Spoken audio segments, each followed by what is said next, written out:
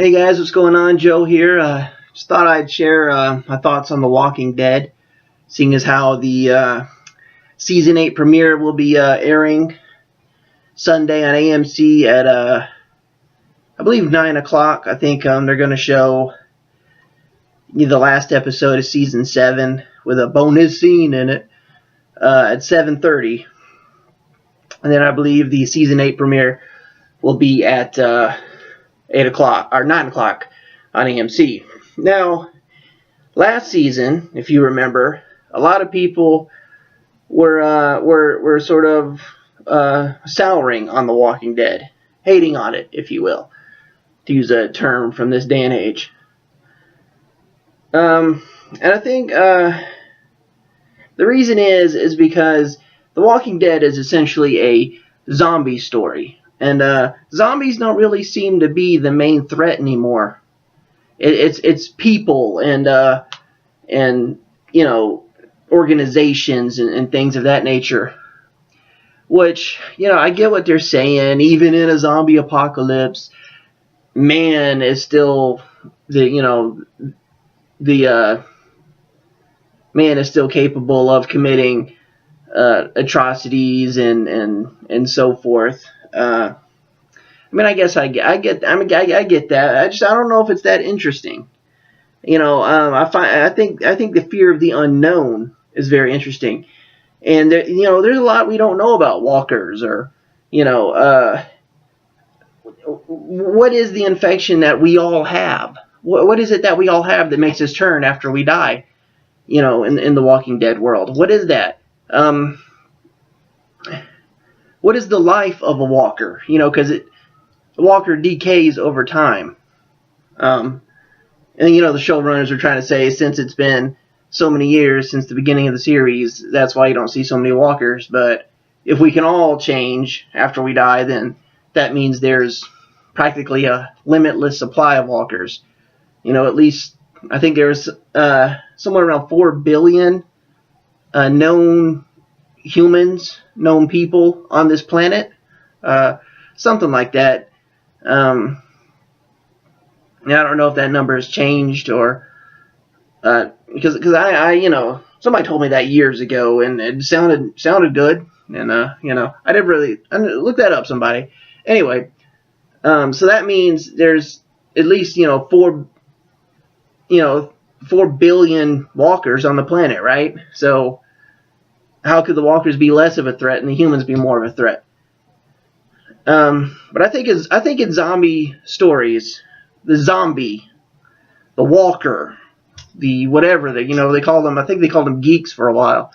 That should be the main antagonist, no matter what evil, scheming, vicious, dastardly human character you introduce.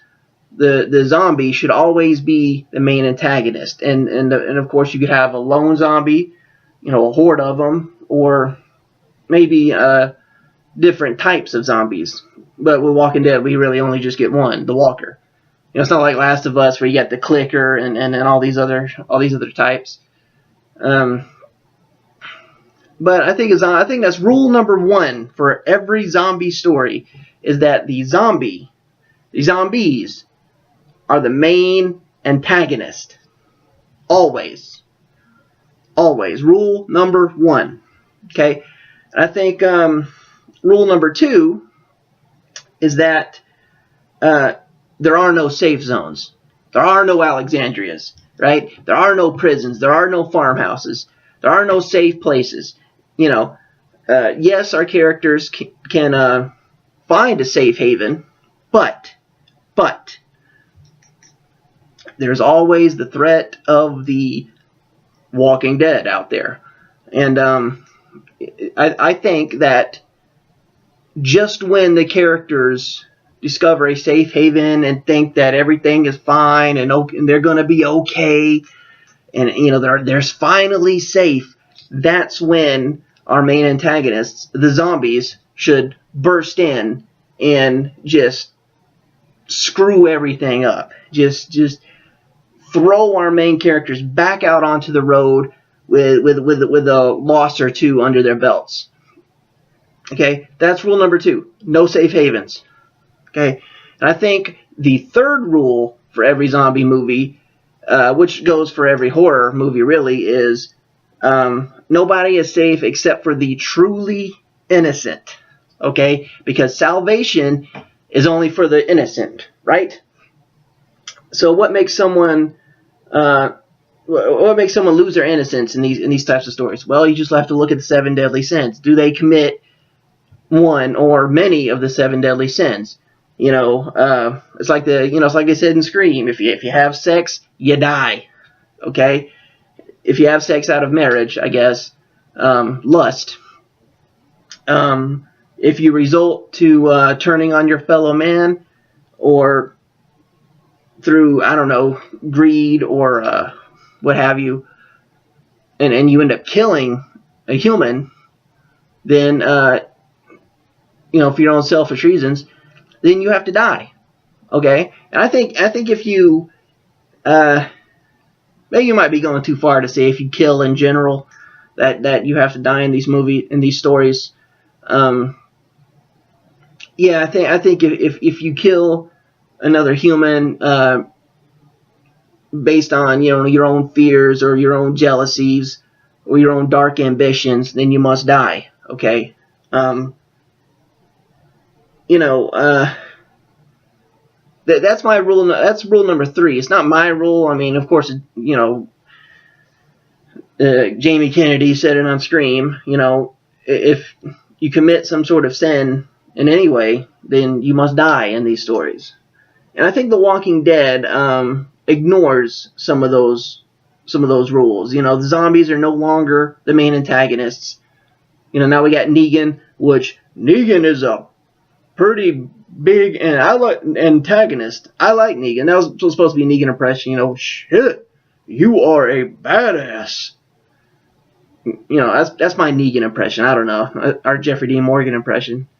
Zombies are no longer the main antagonists, it seems like, and they've spent too much damn time in Alexandria, and Alexandria's already been overrun. Now I understand the significance of Alexandria being overran with walkers and them fighting them off, because now they fought for their home and they're a real community now. However, it's the end of the world. There are no safe havens. Alexandria, Hilltop, the Kingdom, hell, even the sanctuary where the saviors live, that has to be nixed at some point. That has to go. Those places have to go, and send our characters back on the road. And I don't know, man. I wish The Walking Dead would get back to making zombies the main antagonist, the big heavy of the world. I mean, I liked the governor as an antagonist, and I like Negan as an antagonist, but man, they're not. This is a zombie story, okay? This isn't. I don't know. This isn't some police drama, where there's some kind of drug lord 2 cops have to take down. I don't know. I'm eagerly awaiting the season 8 premiere this Sunday. I